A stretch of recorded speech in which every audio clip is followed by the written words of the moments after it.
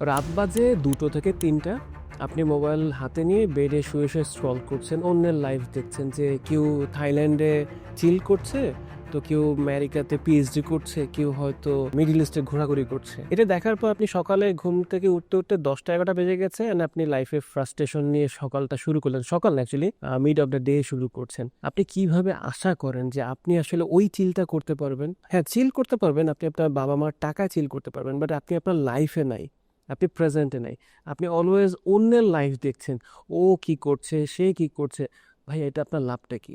মানে আমি যদি চিল করি, এটা দেখে আপনার লাভটা কি? থিং ইজ দ্যাট আপনি আপনার লাইফে প্রেজেন্টে থাকেন। আপনার ওই সেলফোনটা আপনাকে প্রেজেন্টে থাকতে দিচ্ছে না।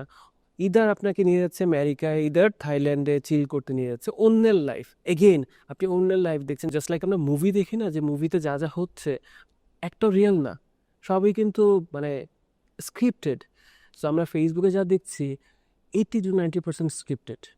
আমি যে ভিডিওটা করছি, আমি কিন্তু স্ক্রিপ্টেড হয়ে বসছি, আমি ভালো একটা ড্রেস নিয়ে বসছি, ভালো একটা ক্যামেরা নিয়ে বসছি। আপনি স্ক্রিপ্টেড কিছু দেখছেন। সো মোবাইলটাকে মিনিমাইজ করার চেষ্টা করেন। মোবাইল আপনার প্রয়োজন, বাট মোবাইল আপনার জীবন না।